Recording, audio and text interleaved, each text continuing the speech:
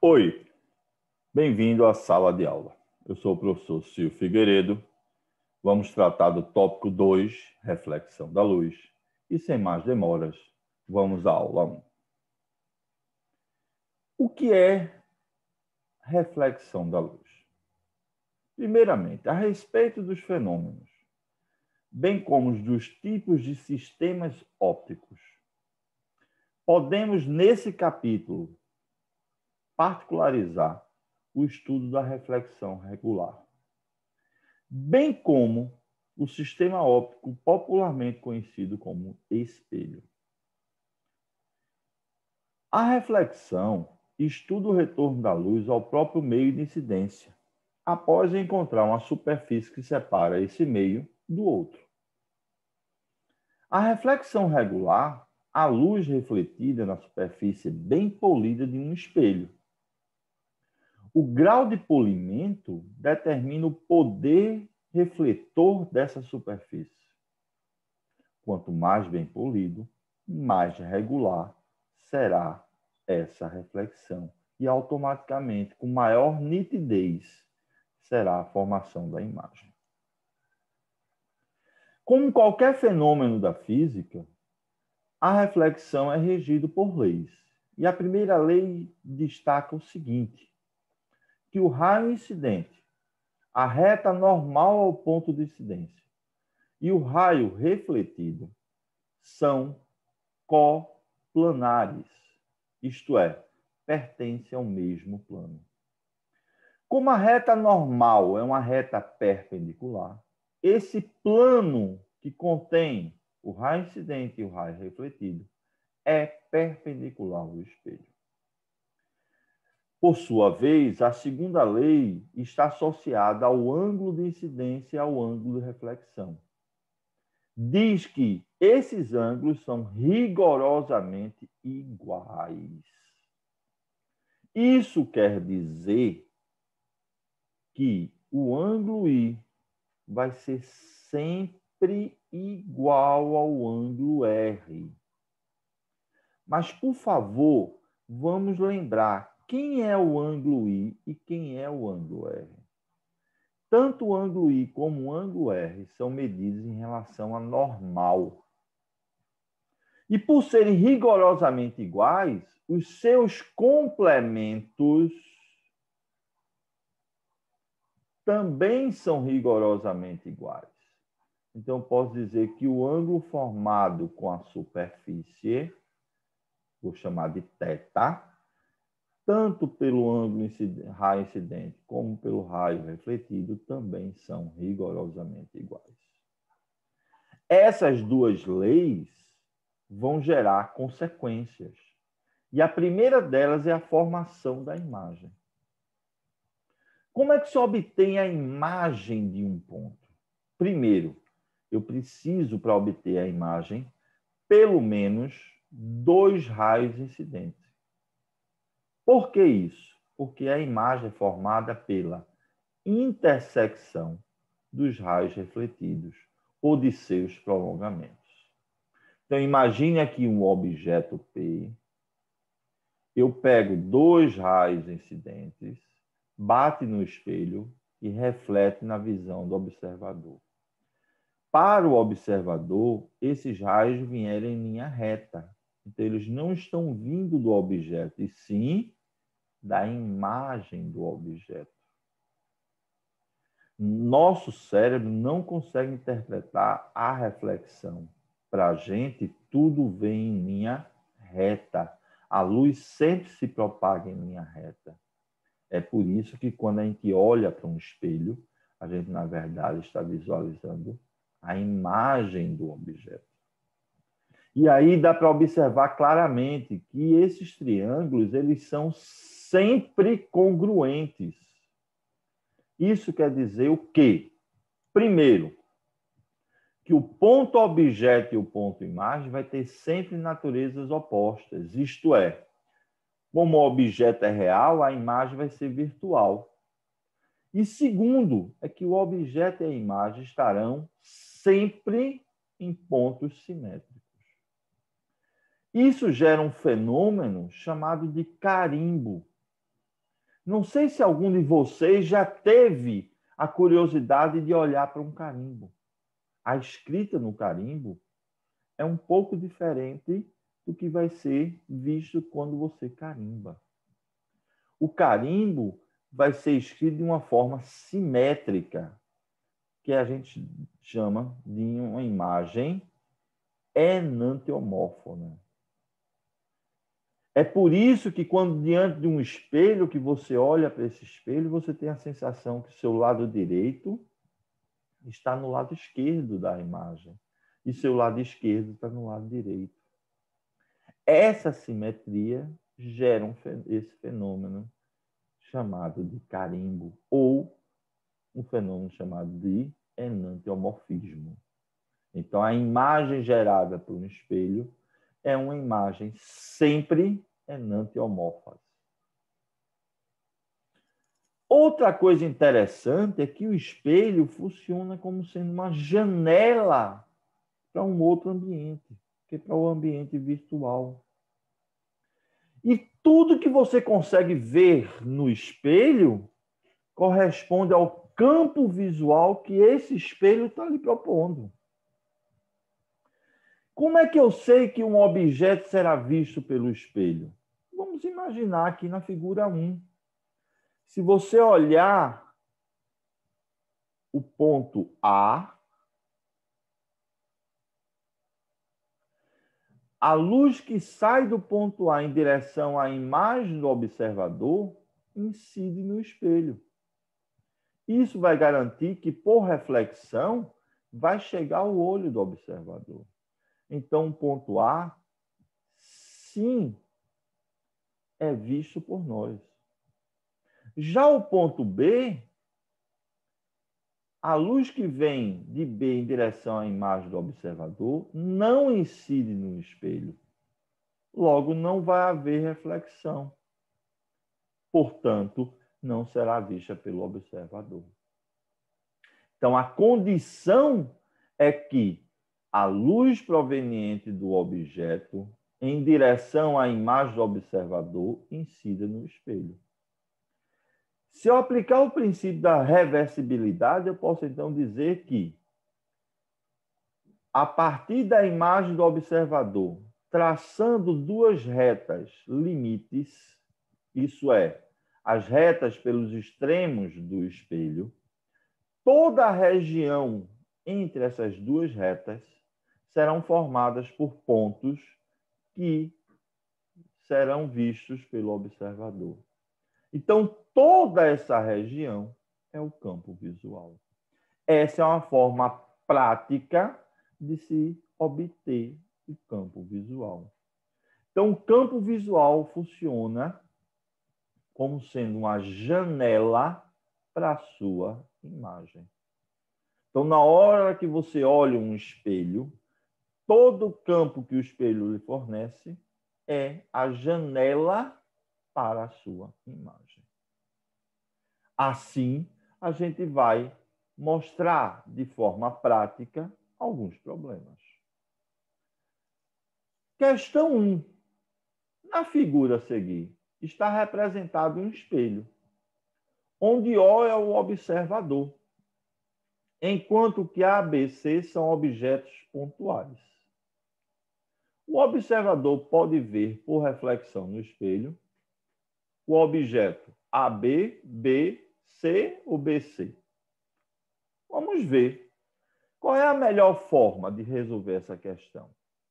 Eu tenho duas, mas as duas eu preciso da imagem do observador. Então, vou chegar aqui, ó, vou traçar um prolongamento do espelho, traçar uma perpendicular,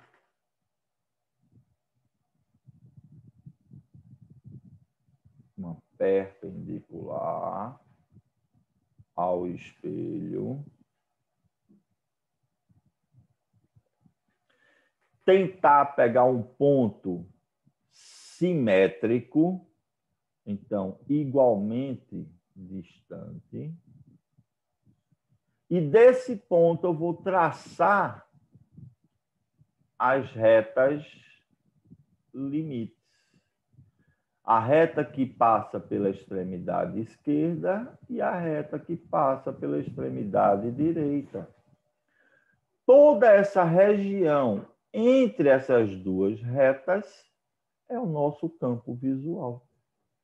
E você observa que os elementos que estão dentro dessa região, os objetos que estão dentro dessa região, é o objeto B e o objeto C.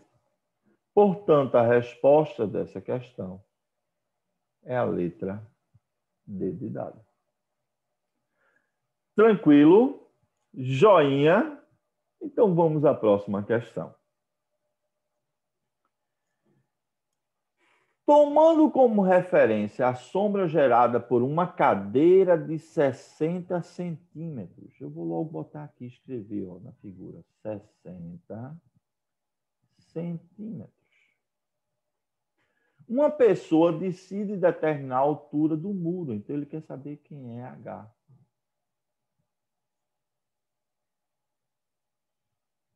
Construído próximo à lateral de sua casa por meio de métodos geométricos. Acaso o muro e a cadeira estão sobre o mesmo chão horizontal. E como não era possível obter a sombra completa do muro, a pessoa providenciou um espelho plano que prendeu paralelamente à lateral da casa, como mostra a figura, que representa o resultado obtido em um mesmo instante. A pessoa concluiu que o muro tinha altura de quanto? Pô, observando essa figura, você está vendo aqui uma reflexão. Se eu traçar a reta normal, eu vou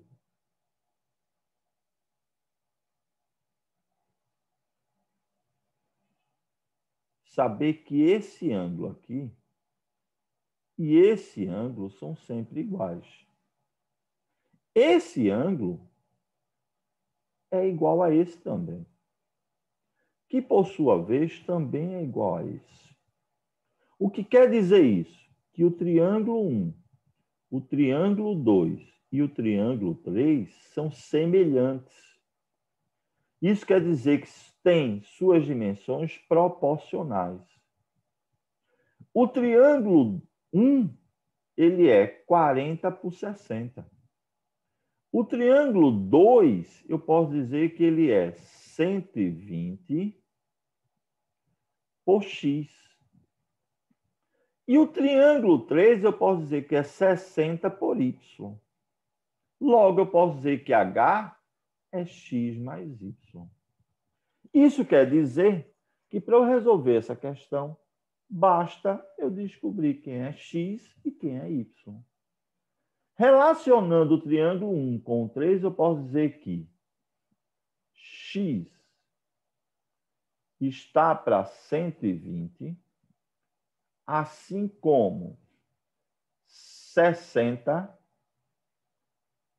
está para 40.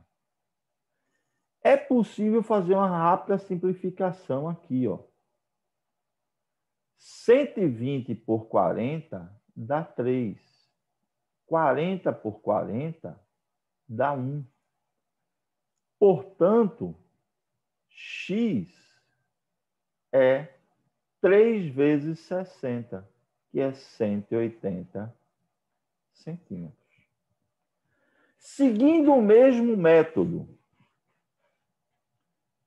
só que agora relacionando o triângulo 3 com o triângulo 1. Ou o triângulo 3 com o triângulo 2. Agora tanto faz. Então eu posso escrever, ó, y está para 60. Como? Vou fazer com o triângulo 2. 180 está para 120. Simplificando novamente, 60 por 60 é 1.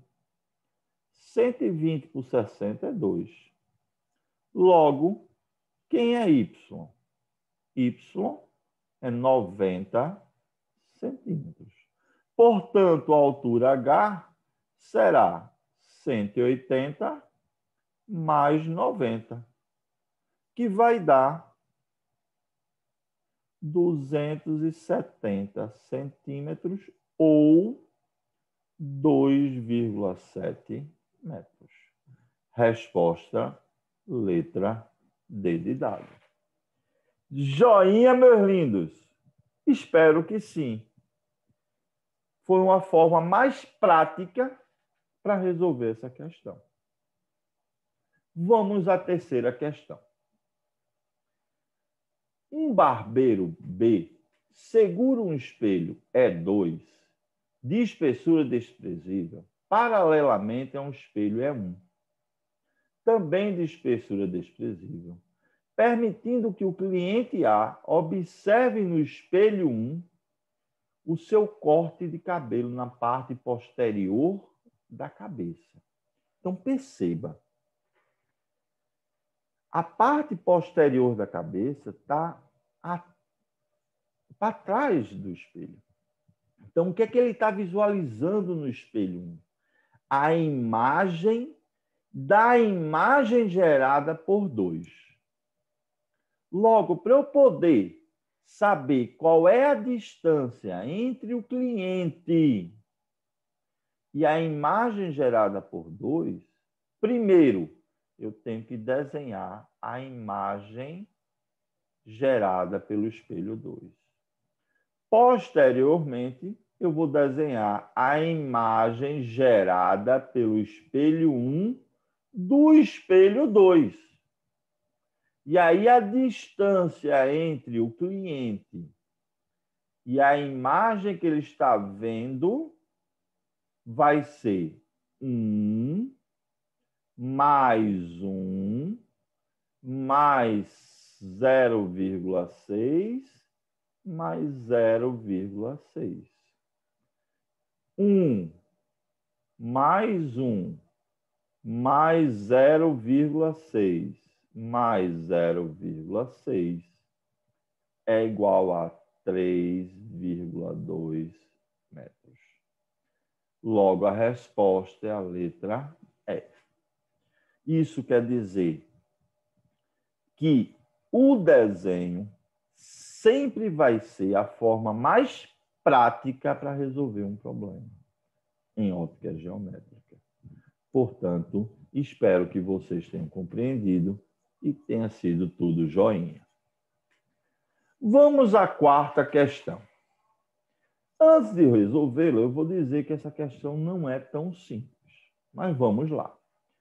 Uma pessoa de 1,8 metros de altura está parada diante de um espelho plano, apoiado no solo e presa a uma parede vertical. Como o espelho está mal posicionado, a pessoa não consegue ver a imagem do seu corpo por inteiro, apesar do espelho ser maior do que o necessário. De seu corpo, ele enxerga apenas a imagem da parte compreendida entre os pés e um detalhe em sua roupa, que está a 1,5 metros de altura. Ele só consegue ver esse pedaço aqui. Atrás da pessoa há uma parede vertical de 2,5 metros.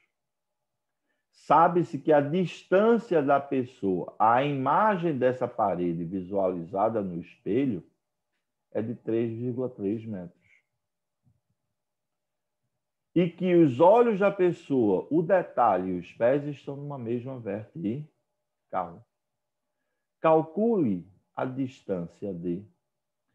E a menor distância que eu devo subir esse espelho para que eu consiga me ver de corpo inteiro. Para eu fazer essa questão, eu tenho que lembrar o seguinte, que eu vou utilizar semelhanças de triângulo. Então, eu preciso descobrir quem é a distância D. Eu preciso medir, desenhar a parede que está sendo vista através do espelho. Em outras palavras, eu preciso desenhar a imagem da parede. Vamos fazer isso. Desenhando a imagem, por simetria, nós sabemos que a imagem da parede em relação ao espelho está na mesma distância da parede em relação ao espelho, que era 2,5. O texto diz que a distância da pessoa a essa imagem é de 3,3. Logo, quem é a distância D? Observe que D mais 2,5 é igual a 3,3. Então, D é igual a 3,3 menos 2,5.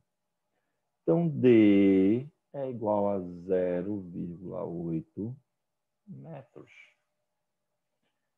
A primeira parte da questão está feita. Vamos à segunda. A segunda, eu quero saber quanto eu tenho que erguer para poder conseguir ver o topo da cabeça. Isso é, eu tenho que erguer essa distânciazinha aqui. E o que é que eu vou fazer? Semelhança. Observe, eu quero descobrir quem é X. Só que eu não sei como calcular o X.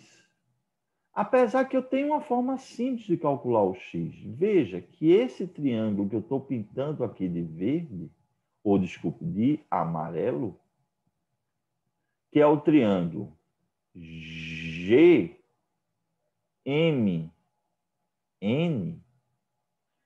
ele tem a base X e você pode dizer que a altura é D. Já o triângulo G C', G C', tem a base 30 centímetros, que é a diferença aqui, e a altura 2D. E são triângulos semelhantes. Se são semelhantes, significa que têm dimensões proporcionais. Então, eu posso dizer que X está para D, assim como 30 está para 2D. Portanto, X é igual a D simplifica, 15 dividido por 2, ou 30 dividido por 2, 15 centímetros. Então, é essa a distância que a gente deve subir o espelho para permitir que a pessoa se veja de corpo inteiro. Mais uma vez, eu estou mostrando a forma mais prática que existe é desenhando. Eu preciso desenhar. Eu preciso me acostumar a desenhar. Joinha. Então, vamos à próxima questão. Uma usina heliotérmica é muito parecida com uma usina termoelétrica.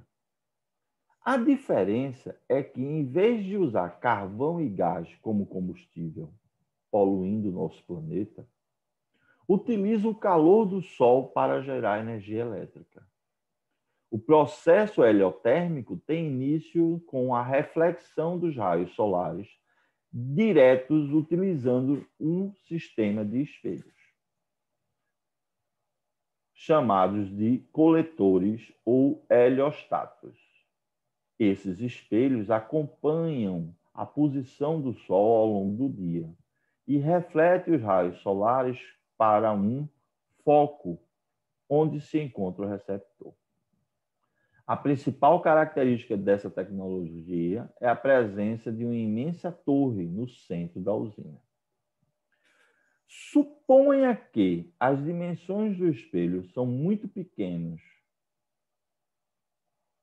muito menores que as dimensões da torre, e que o ângulo entre a superfície do espelho e a horizontal seja de 30 graus.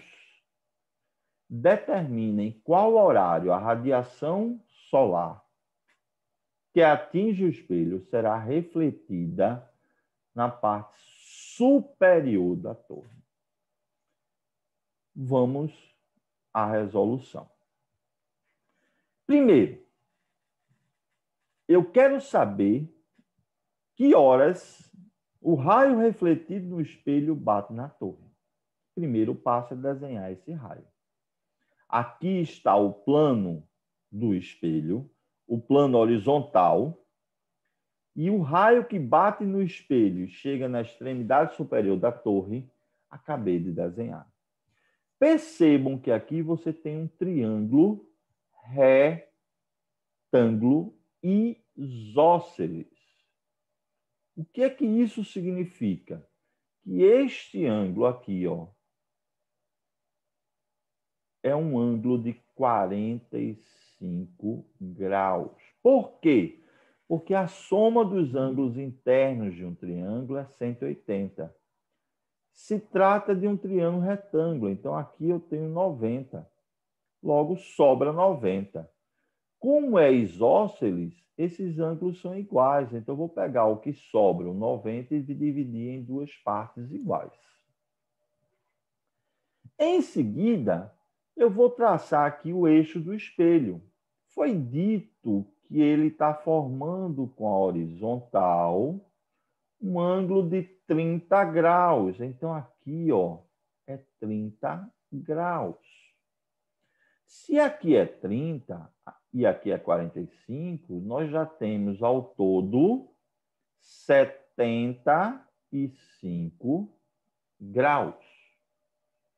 Vou traçar a reta normal. A reta normal forma um ângulo de 90 graus com o espelho. Então, se tudo é 90 e aqui é 75, esse pedacinho aqui, ó, seria 15 graus. 15 graus seria, então, o ângulo de incidência. O ângulo de reflexão também tem que ser os mesmos 15 graus. Significa que o Sol vai estar nessa posição. E aí, o que é que eu vou fazer? Olha bem o que a gente vai fazer. Aqui é o horário apino. Esse ângulo aqui é 90 graus com horizontal, ó. E com horizontal você tem 45 com 15, 60, com 15, 75. Então, esse pedacinho aqui é mais 15 graus. Significa que, em relação ao pino, o Sol girou 15 graus. Isso quer dizer que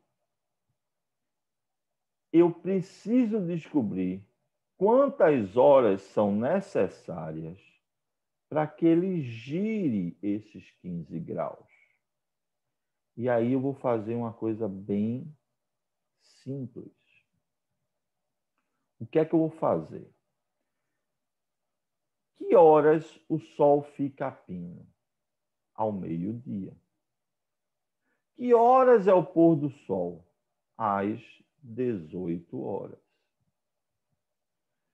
Do Sol a pino ao pôr do Sol, o Sol vai girar 90 graus.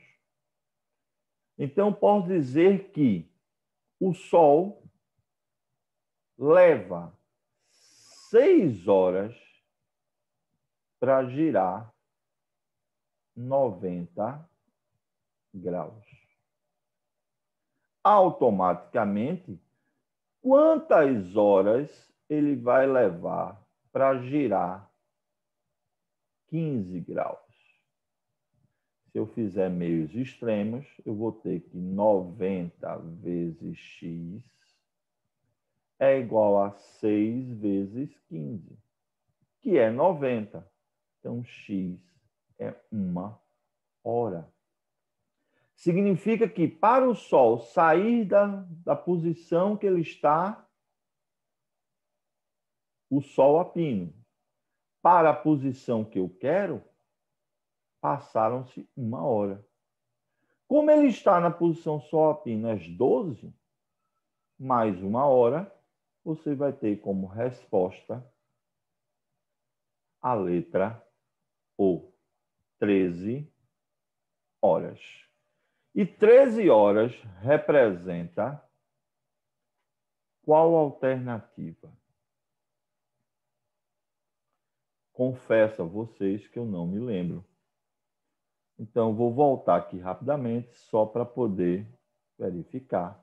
Olhando aqui na página, eu vejo que 13 horas corresponde à letra D de dado. Mais uma vez, mostro a vocês, é primordial o desenho e geometria. Isso é, o conselho que eu tenho a todos vocês é que façam uma boa revisão da parte de geometria, principalmente a parte de ângulos e triângulos, e façam desenho. É a forma mais prática que nós temos. Joinha. Vamos então para a próxima questão. Uma vela está posicionada próximo ao espelho, de 30 centímetros, conforme indica a figura. Um observador deve ser posicionado na linha vertical da vela, ou seja, sobre o eixo X. Então, o observador tem que estar em algum local desse eixo, de forma que ele veja a vela, a imagem da vela, olhando para o espelho.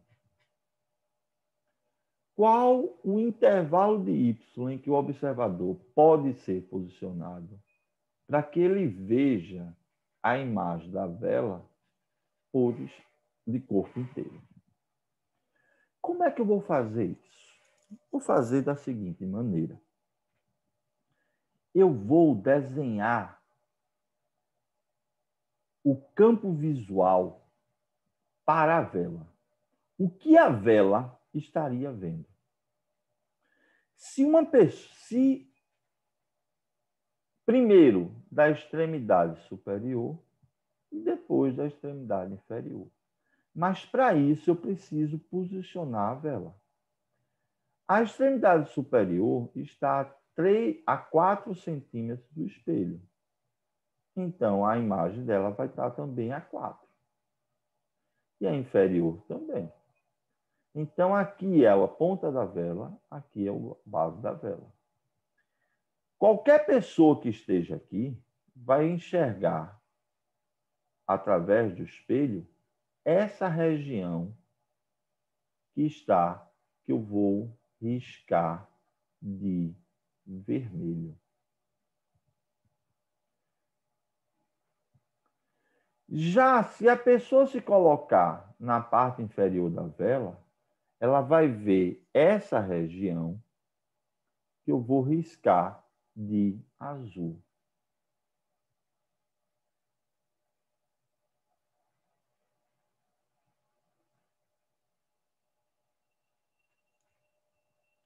O que é que você observa? Que a pessoa estando numa posição e na outra vai ter campos visuais diferentes. Automaticamente, a gente sabe que a vela não é o observador, mas a gente sabe que, por reversibilidade, tudo que eu vejo é visto por mim. Então, se eu considero a vela como observador, o campo visual da vela vai ser o campo visual desse observador. E, no caso, a parte que coincide com as duas extremidades da vela é o que está de vermelho e azul ao mesmo tempo. Em outras palavras, seria exatamente essa região entre 6 e 10. Isso é, para o observador ver completamente a vela, a vela teria que ver completamente esse observador. Isso só acontece se ele estiver nessa região. Então, a resposta é a letra E. Percebam o que foi que eu fiz. Eu considerei a cabeça da vela e a base da vela como sendo um observador A e um observador B. O campo visual de A vai de 4 a 10. O campo visual de B vai de 6 a 12. Para que uma pessoa seja vista por A e seja vista por B, tem que estar entre 6 e 10, que é a intersecção dos dois pontos visuais. Portanto, a resposta é a letra E.